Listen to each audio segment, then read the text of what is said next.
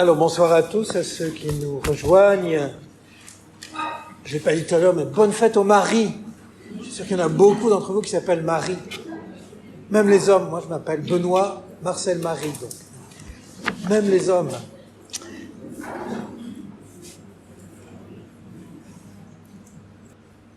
Donc c'est notre deuxième rencontre de l'école d'oraison. Vous vous souvenez, la dernière fois, on a vu que l'oraison est la rencontre de deux amours, de deux désirs qui sont inégaux, bien sûr. D'abord l'amour de Dieu pour l'homme, le désir de Dieu pour l'homme, et puis l'amour de l'homme pour Dieu. Cette égalité d'amour que Dieu permet à l'homme, on va essayer de voir concrètement ce que ça veut dire. L'oraison, en fait, vous voyez, c'est vraiment la prière filiale de l'amour de l'enfant qui se tourne vers son père, des enfants qui se tournent vers leur père dont ils se savent aimer. C'est la prière de l'enfant. C'est entrer dans la prière de Jésus. Quand on parcourt les évangiles, vous avez dû remarquer combien Jésus a prié.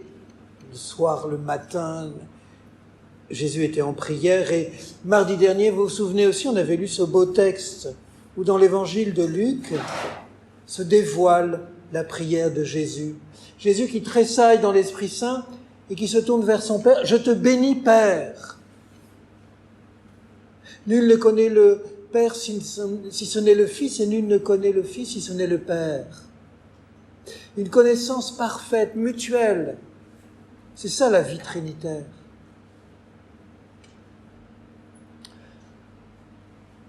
Alors, cette prière de Jésus, cette prière d'union à son Père, sous le souffle de l'Esprit, eh bien, nous révèle ce qu'est la prière filiale, la prière que le Père attend de ses enfants. Cette prière qui est vécue en plénitude par Jésus dans son humanité, mais il s'est fait homme pour nous, justement pour que nous puissions entrer dans cette prière filiale du Père. Alors nous comprenons que, vous voyez, la prière, c'est pas réservé à quelques personnes, c'est pas, je sais pas, réservé aux jours de fête, c'est pas réservé quand on va bien, non. La prière, c'est l'exercice essentiel. C'est au cœur de notre être d'homme et de femme. La prière, c'est la vocation de tout baptisé. La prière, l'oraison, nous l'avons vu la dernière fois, c'est une histoire d'amour, la rencontre de deux amours. Et donc, comme toute histoire d'amour, il y a un côté d'aventure. Il faut accepter de tenter l'aventure. L'amour, il y a toujours de l'aventure. L'amour, c'est toujours la promesse d'un voyage. Ça nous amène souvent là où on ne sait pas. Si on accepte d'aimer, on accepte d'être vulnérable, on accepte de se mettre en route, de se mettre en voyage. Alors évidemment, il ne s'agit pas de faire un voyage qui nous ferait parcourir la terre à la recherche de toutes les sagesses humaines. Il y en a qui l'ont fait, qui sont partis en Inde, dans les ashrams, partout, pour essayer de découvrir ce secret de l'intériorité. Augustin l'a fait aussi d'une certaine façon, jusqu'à ce qu'il découvre que c'est un voyage intérieur. Donc, la grande aventure de l'oraison, c'est de rejoindre Dieu qui vit au cœur de notre être. Nous nous souvenons de ce que disait Thérèse, nous sommes comme un château, d'une beauté insoupçonnée, avec de multiples demeures. Mais ce qui donne la beauté à ce château, c'est celui qui se tient au centre et qui irradie de sa lumière tout le château. Celui que Thérèse appelle Sa Majesté, le grand roi. Et donc, l'oraison, nous le comprenons un peu mieux, c'est une intériorisation progressive vers le centre de notre être pour y rejoindre Dieu qui est ce soleil rayonnant de lumière, de joie et d'amour. Jésus lui-même ne nous dit-il pas, quand tu pries, retire-toi dans ta chambre, ferme sur toi la porte et prie ton Père qui est là, dans le secret. Et ton Père qui voit dans le secret te le rendra. L'oraison, c'est un voyage, l'oraison, c'est une aventure. Et oui, parce que il y a des risques, il y a des difficultés. Aujourd'hui, l'humanité pense avoir acquis une maîtrise sur le monde qui l'entoure. Et nos contemporains et nous-mêmes, nous sommes bien souvent orientés vers l'extérieur. Il y a tant de sollicitations aujourd'hui. C'est vrai qu'autrefois, dans nos campagnes, il y a quelques décennies, il y avait un rythme proche de la nature, beaucoup plus favorable à cette intériorité. Aujourd'hui, dans notre monde, c'est difficile de rentrer en soi-même. Vous savez, dans l'éducation des enfants et des adolescents, c'est une vraie gageure de les éduquer à cette intériorité. Pour eux, le silence, c'est synonyme de mort, c'est vide. Alors, si l'oraison consiste en cette intériorisation progressive, savoir qui nous sommes est d'une grande importance. Et pour Thérèse d'Avila, elle nous dit que c'est même pas la peine de commencer à faire oraison si on n'a pas un minimum de connaissance de nous-mêmes. Alors ce soir, je voudrais vous proposer donc quelques repères de connaissance de nous-mêmes, comme un aventurier qui fait l'inventaire du matériel dont il dispose, des capacités qu'il possède.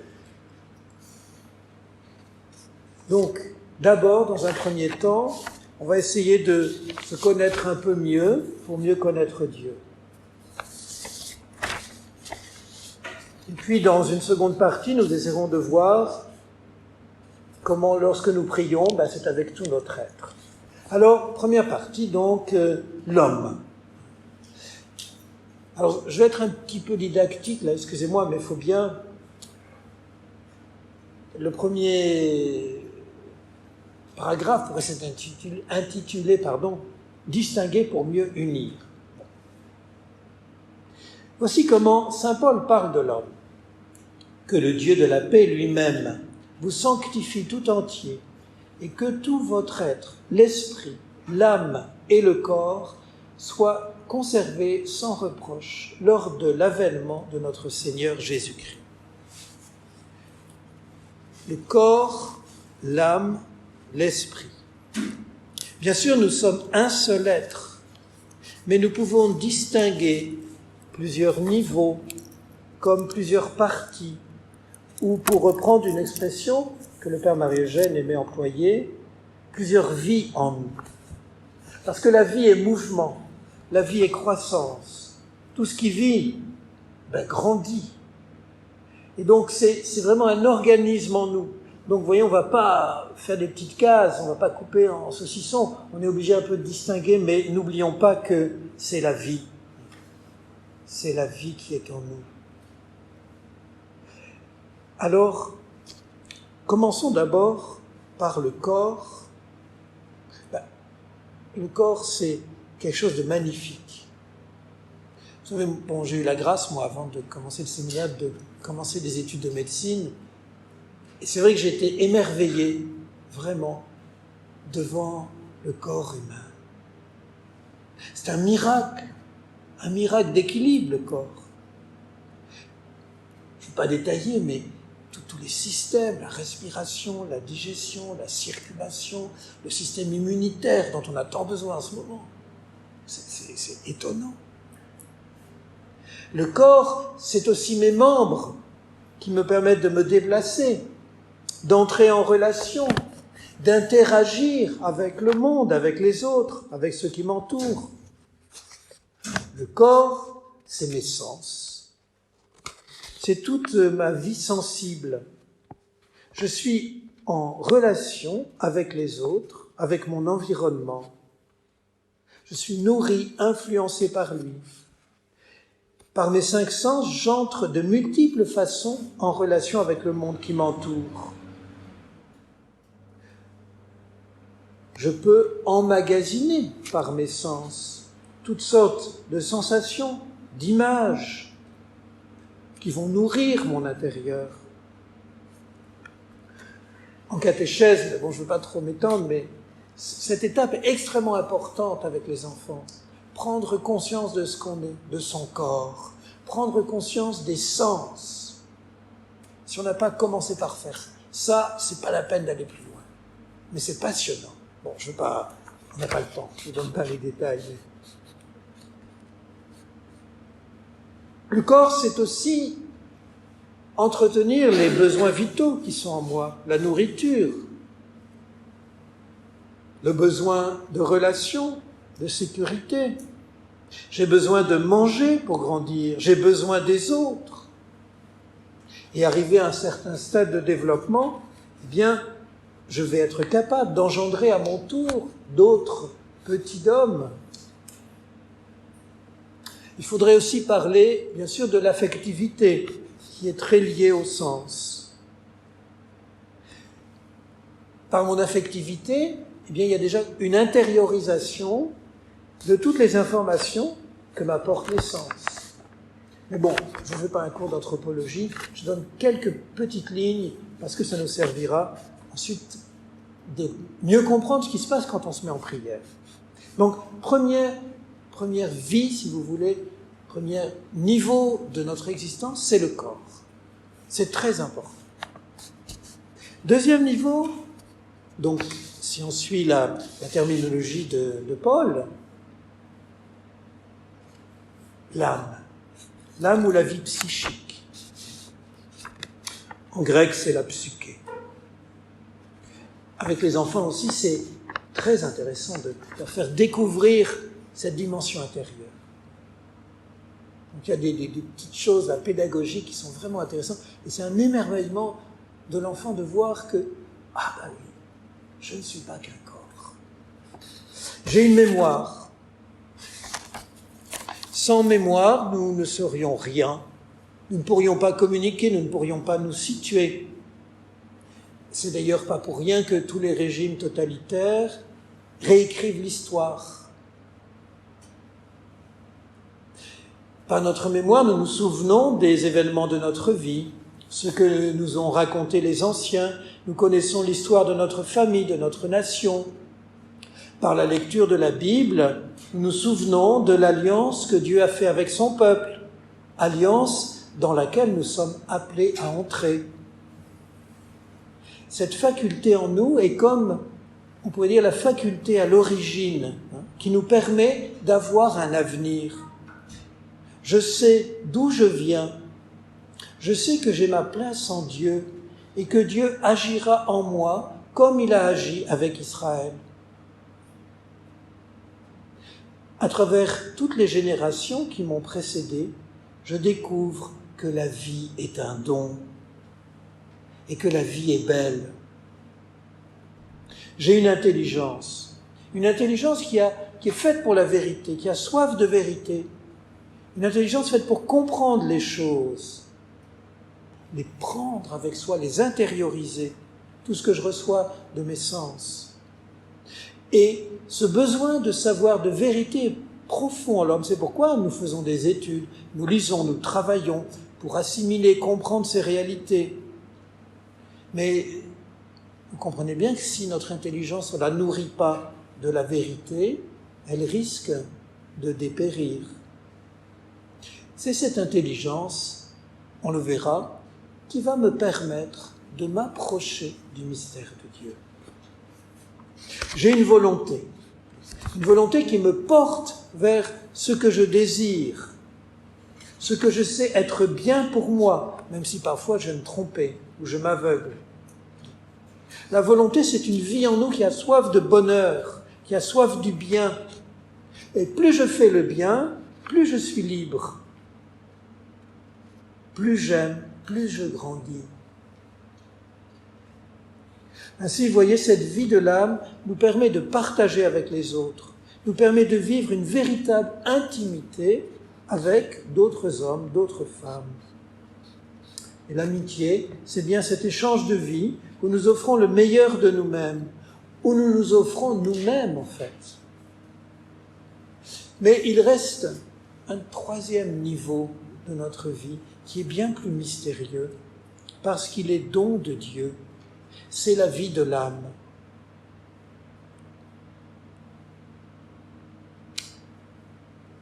C'est la vie de l'âme. La vie de l'esprit, la vie de l'âme est d'une certaine façon ce qui caractérise l'homme, mais la vie de l'esprit est propre aux baptisés. Alors, quelle est cette vie de l'esprit ? D'abord, avant de décrire cette vie de l'esprit, il nous faut, je pense, jeter un regard sur Dieu. Quand on regarde Dieu, d'abord la première chose, c'est qu'il est transcendant, il nous dépasse, il est au-dessus de tout. Il dépasse l'espace et le temps. En Dieu, il n'y a pas de croissance, il n'y a pas de développement, il ne change pas, il est parfait, il est infini. Le Dieu de la révélation n'est pas simplement le premier moteur immobile, il est vie, il est mouvement infini. Ça, c'est la révélation à Moïse, dans le buisson ardent. Ce buisson qui brûle sans se consumer. Dieu est un feu vivant, il est lumière, il est amour. Et cette révélation plénière de ce qu'est Dieu, eh bien, nous la recevons en Jésus. Seul celui qui vient de Dieu et qui connaît Dieu peut nous dire qui est Dieu. Nul ne connaît le Père sinon le Fils et celui à qui le Fils veut bien le révéler. Dieu est communion d'amour éternel entre le Père et le Fils, et entre les deux, eh bien, il y a ce jaillissement de l'Esprit, qui est communion d'amour. La joie de Dieu, c'est ce mouvement perpétuel d'amour. Alors nous pouvons reposer la question que nous avions posée la dernière fois. Comment pouvons-nous dire que l'oraison est une amitié avec Dieu ? En effet, c'est une évidence, pour qu'il y ait amitié, il faut qu'il y ait une certaine égalité. Permettez-moi d'être un peu trivial. Je ne pense pas que votre meilleur ami soit les vers de terre de votre potager. Et pourquoi ? Parce qu'il y a une distance infinie entre vous et ces vers de terre qui fait qu'il n'y a pas d'amitié possible. Il y a peut-être une distance encore plus grande entre Dieu et nous. Alors comment c'est possible ? Comment entrer en relation avec Dieu ? Eh bien, c'est Dieu qui nous donne cette capacité, qui nous donne cette vie nouvelle, cette vie divine. On pourrait dire que c'est comme du divin créé, c'est un peu paradoxal. C'est la grâce baptismale. Au baptême, nous recevons cette vie surnaturelle qui est l'amour, comme Dieu. La dernière fois, je vous avais cité ce verset, et je le redonne encore aujourd'hui. L'amour de Dieu a été diffusé dans nos cœurs par l'Esprit Saint qui nous a été donné. Ainsi, vous comprenez, Dieu me met comme à égalité avec lui. Il me surélève. Il me prend pour que je puisse avoir une véritable relation d'amour. La grâce, c'est être aimé de Dieu. Et quand Dieu aime, il crée. Dieu nous fait aimables. Dieu nous permet de l'aimer. Alors si nous regardons cette grâce qui est en nous, eh bien nous retrouvons toutes les caractéristiques de toute vie. Elle a sa croissance. Au baptême, je suis devenu enfant de Dieu, mais voilà, c'est une vie qui commence et je dois grandir dans ce dynamisme de la relation filiale pour devenir de plus en plus à l'image du Fils. Elle a sa nourriture propre, qui est Jésus, que je reçois à travers sa parole, à travers les sacrements. Mais elle a aussi cette vie des organes, des facultés, qu'on appelle les vertus théologales, qui me permettent de prendre contact avec Dieu. La foi, l'espérance et la charité. La foi qui nous rend capables de connaître Dieu, qui surélève notre intelligence, on le verra la prochaine fois, qui me permet de prendre contact vraiment avec Dieu. L'espérance qui est la vertu de marche, qui me fait avancer. Et je m'appuie sur Dieu, de qui je viens, vers qui je vais. On pourrait dire, mon passé, mon futur, c'est Dieu. Cette espérance est comme greffée sur la mémoire. Et enfin, la charité, qui nous permet d'aimer Dieu comme il s'aime. Je vous lis un petit texte du Père Marie-Eugène. Qu'est-ce que la grâce qui nous est donnée au baptême ? Elle est participation créée à la nature de Dieu, à la vie de Dieu. Elle nous fait enfants de Dieu, elle nous fait comme Dieu. Elle nous permet de faire des opérations d'intelligence et d'amour comme Dieu. Elle nous permet d'entrer en relation avec lui, d'agir comme lui. Notre vie surnaturelle, notre grâce, a elle aussi ses membres, ses puissances d'action. Comment la grâce va-t-elle se porter vers son but, vers ce terme de la vie trinitaire, justement par ses vertus théologales? Alors si on voulait être complet, il faudrait parler des dons du Saint-Esprit, mais alors là, j'en parlerai peut-être une prochaine fois. Les dons du Saint-Esprit, c'est la capacité de réception. De même qu'on a des organes moteurs, on écoute, on voit. Les dons du Saint-Esprit, c'est ce qui nous permet de recevoir l'influence de Dieu. Mais j'en parlerai une autre fois. Alors, de cela, qu'est-ce qu'on peut tirer comme conclusion ? D'abord, rappelons-nous que ces trois vies n'agissent pas de façon indépendante, mais elles agissent chacune dans leur domaine. La vie des sens, la vie du corps, l'intelligence, la volonté, la foi, l'espérance et la charité. Et on sait bien que chaque dimension, chaque domaine influe sur les autres. Si j'ai mal aux dents,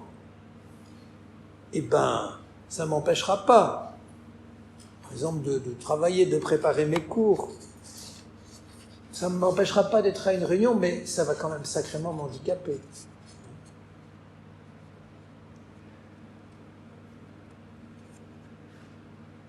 Alors, par cette vie de la grâce, je vais pouvoir entrer en contact avec Dieu. Mais sans que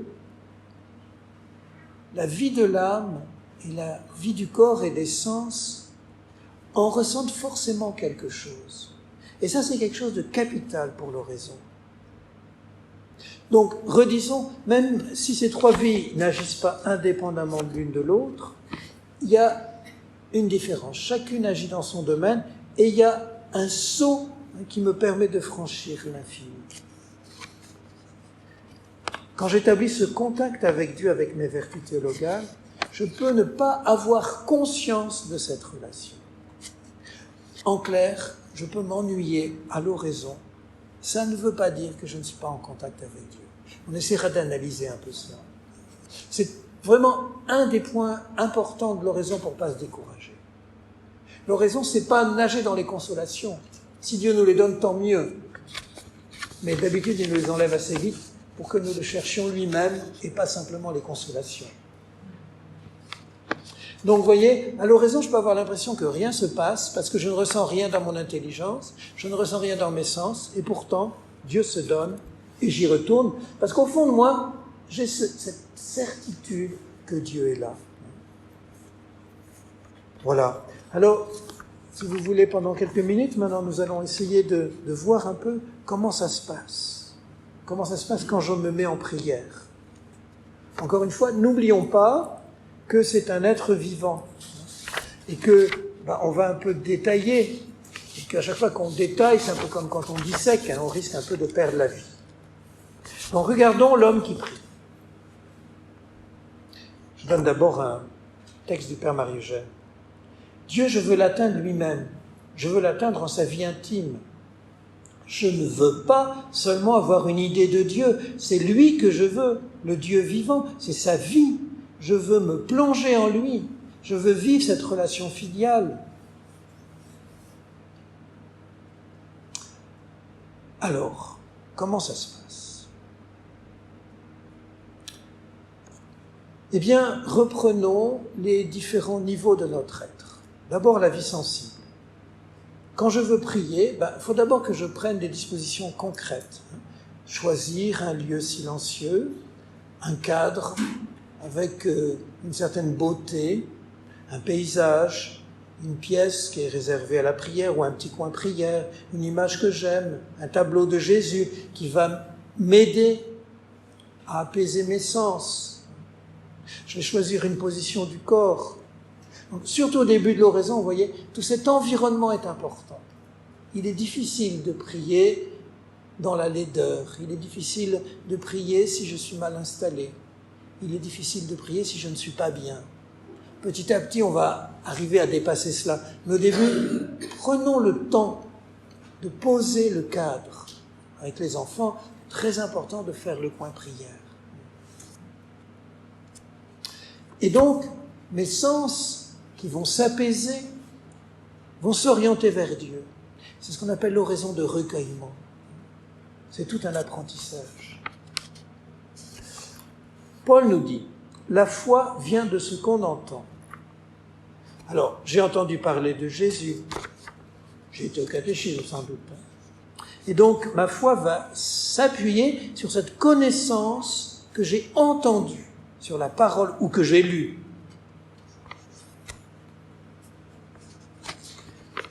Mais tout cela ne me donne pas encore Dieu. Les sens ne me donnent pas accès à Dieu, parce que Dieu n'est pas l'objet de mes sens. Dieu n'est pas corporel. Je me mets en route vers lui, mais il y a encore bien du chemin à faire. On pourrait dire aussi un mot de l'affectivité, mais c'est pas parce que je me sens bien, c'est pas parce que je vais vibrer à telle parole, à telle ambiance, à tel chant, à telle pensée que je suis en Dieu. Bien sûr, ça m'oriente vers lui. Je ne dis pas que c'est pas important, mais si on s'arrête à cela, on n'a pas encore trouvé Dieu, et c'est le grand danger. Et souvent, surtout au début de l'oraison, on est très sensible à cela. Vous voyez, à un chant qui nous fait vibrer, une ambiance. Mais c'est très bien, mais c'est pas encore Dieu. C'est quelque chose qui me fait du bien, mais c'est pas encore Dieu. Et je risque de m'arrêter à cela. Donc, ayons conscience de cela. Ensuite, deuxième niveau, la vie de l'âme. Donc voilà, j'ai commencé, je me suis mis en oraison, je me suis installé, j'ai lu ou entendu un passage de l'Évangile, je vais commencer à réfléchir sur ce passage, je vais le méditer.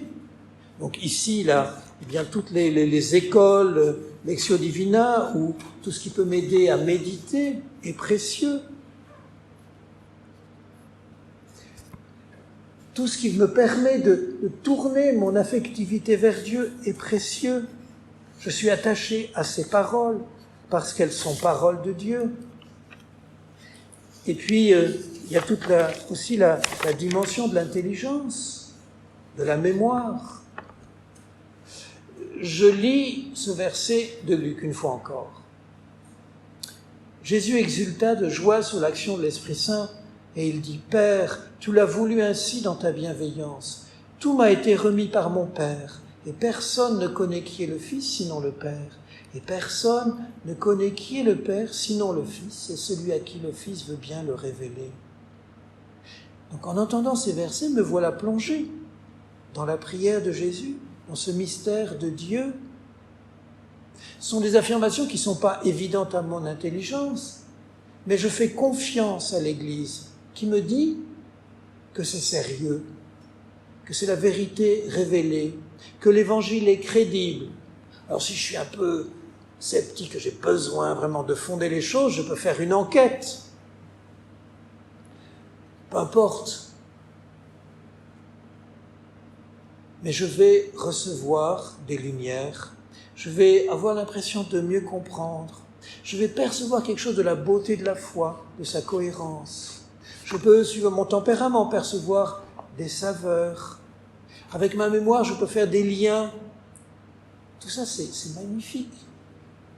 Est-ce que c'est de contact avec Dieu?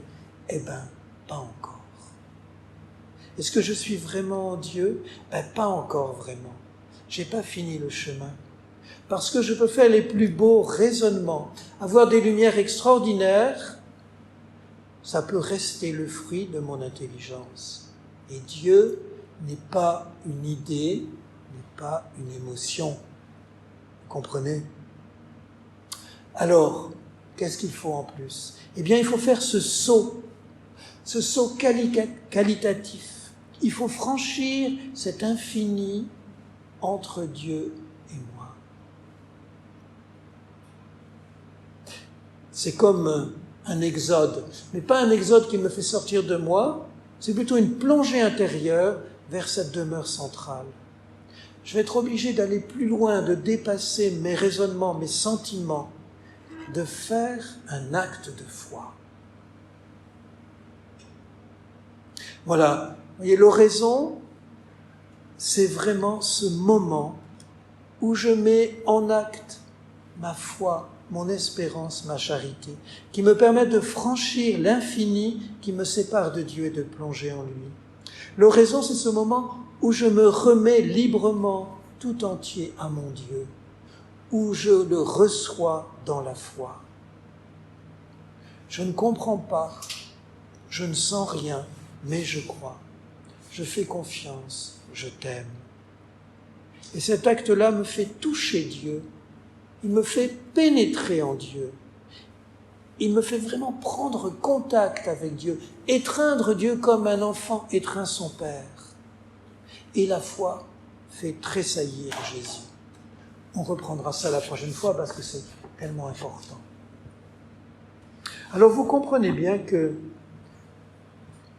je peux m'ennuyer à l'oraison, je peux avoir une imagination débordante, je peux avoir des distractions, je peux avoir mal aux dents, mal au dos, enfin tout cela. Mais si j'arrive à poser cet acte de foi qui me fera plonger en Dieu, je suis en lui.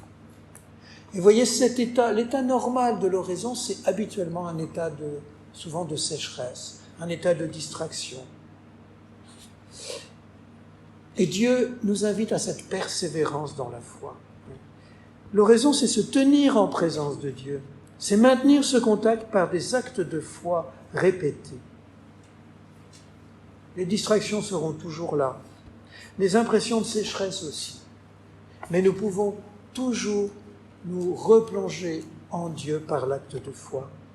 Et Dieu se donne. Je vous dirai la prochaine fois, mais Père Marie-Eugène aimait à dire, je ne peux pas mettre ma main dans l'eau sans être mouillé, mettre ma main dans le feu sans être brûlé. Ben, c'est ça l'oraison. Même si on ne le sent pas. Dieu nous transforme. Dieu m'enrichit de son amour, de sa vie. Dieu imprime au plus profond de moi cette ressemblance de fils. Il me fait vraiment son enfant. Voilà, alors, bon, c'est un peu schématique, c'est un peu rapide parce que j'ai un peu essayé de condenser pour pas trop dépasser le temps. Mais vous voyez, il est important de savoir ce que nous sommes pour se lancer dans l'aventure de l'oraison, pour comprendre ce que nous avons à faire, mais en nous rappelant que le plus important, c'est ce que Dieu fait. Dieu nous donne lui-même de poser cet acte de foi, et Dieu y répond, Dieu nous transforme. Alors pour nous aider à entrer dans ce temps d'oraison, nous allons maintenant le vivre, pas simplement avec notre tête, mais vraiment avec notre foi, notre espérance et notre charité. Dieu a toujours la porte ouverte pour nous laisser entrer en lui par la prière. Il est un feu consumant, une fontaine de vie, toujours jaillissante. Ce qui dépend de moi, c'est un acte de foi, un acte d'amour, pour prendre contact avec lui. Alors, nous recevons la vie, nous sommes enrichis de la vie de Dieu.